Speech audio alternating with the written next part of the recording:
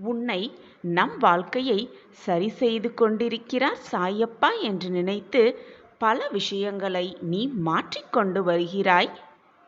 நல்ல விஷயம்தான். ஆனால் ஒரு விஷயத்தில் மட்டும் உன்னை மாற்ற முடியாமல் நீ தவிக்கிறாய். அது என் கண்களிலிருந்து எப்படி தப்ப முடியும்?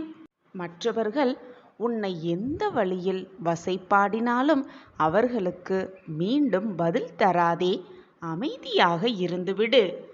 இதுவரை உன்னை ஆட்டிப் படைத்த மிகப்பெரிய பிரச்சனை ஒன்று வரும் வியாழனில் தீரப்போகிறது. அப்பா கொடுப்பதை, அப்பா உனக்காக கொடுப்பதை தட்டிவிட்டு விடாதே. குழந்தையே, மற்றவர்கள் உன்னை துன்புறுத்தும்படி பேசினால் நீ தவறே செய்யாவிட்டாலும் அவர்களிடம் மன்னித்து விடுங்கள் என்ற வார்த்தையை சொல்லிவிடு. ஏன் தவறே செய்யாமல் நான் ஏன் மன்னிப்பு கேட்க வேண்டும் என்றுதானே யோசித்துக் கொண்டிருக்கிறாய்? நீயும் அவர்களோடு சம வாக்குவாதத்தில் ஈடுபட்டால் இழந்து போவது உன் நிம்மதிதானே தவிர வேறு எதுவும் கிடையாது. அதனால் வாக்குவாதம் செய்யும் சூழ்நிலை வந்துவிட்டால் நீ அந்த இடத்திலிருந்து நகர்ந்து விடு. நிம்மதியான வாழ்வில்தான் உன் நிம்மதியும் மகிழ்ச்சியும் இருக்கிறது.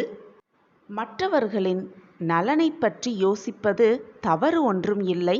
மற்றவர்களுக்காக சிந்திப்பதும் தவறு ஒன்றும் இல்லை. ஆனால் அவர்கள்தான் உன் உலகம், அவர்களின்றி உன்னால் இயங்கவே முடியாது என்று நினைப்பதுதான் தவறு கண்மணியே.